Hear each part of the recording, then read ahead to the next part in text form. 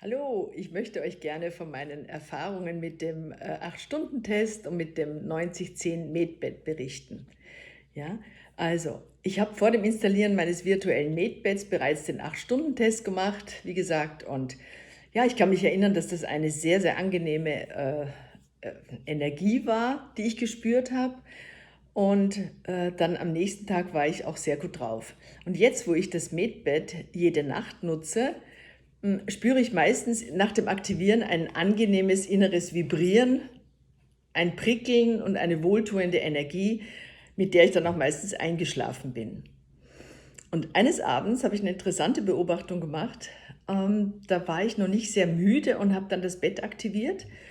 Und ich habe dann also ganz entspannt an Themen gedacht, die ich gerne in meinem Leben haben wollte, aber so irgendwie ganz liebevoll. Und so konnte ich fast eine Stunde lang beobachten, wie sich diese Energien gezeigt haben.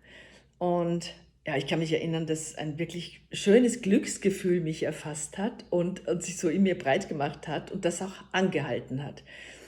Und es war so ein Gefühl von Einssein, mit allem verbunden zu sein. Also, ich habe es richtig genossen und bin dann nach einer Weile genau mit diesem Gefühl auch eingeschlafen. Ja, jetzt nach ungefähr einem Monat Anwendung kann ich also Folgendes sagen. Also, mein Schlaf hat sich definitiv verbessert. Ähm, Ich schlafe meistens tief und erholsam. Und was meine Symptome angeht, die ich teilweise schon Jahrzehnte habe, braucht es ein bisschen Geduld, das habe ich gemerkt. Die Symptome verbessern sich eher langsam. Also ähnlich wie in der Homöopathie, ich bin ja Homöopathin, habe ich so eine Art Erstverschlimmerung festgestellt. Und besonders auffällig war das also mit meiner Blase. Ich habe oft Blasenentzündungen an einer Reizblase. Und eine Woche nach der Anwendung des Medbeds hatte ich eines Abends ganz plötzlich, aber richtig heftige Schmerzen in der Blase, die sich also wie eine akute Blasenentzündung angefühlt haben. Nach 3 Stunden war der Spuk ganz plötzlich vorbei und seitdem ist die Blase auf dem Weg der Besserung.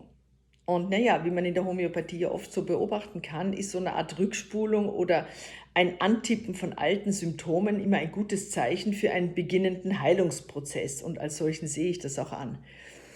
Habe ich einen Reizdarm und der ist definitiv besser geworden. Und zwar noch nicht ganz weg, aber sehr viel besser.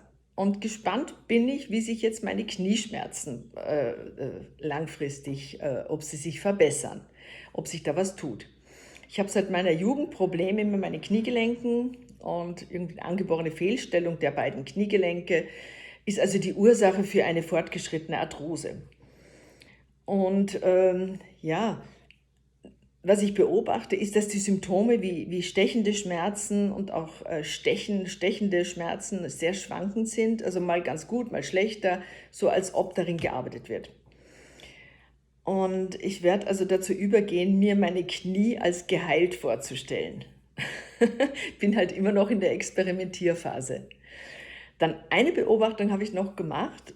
Kann es sein, dass eine Art Interaktion mit dem Medbed stattfindet und dadurch Themen ins Leben noch mal kommen, die man sich noch anschauen darf, die also noch nicht so erlöst sind?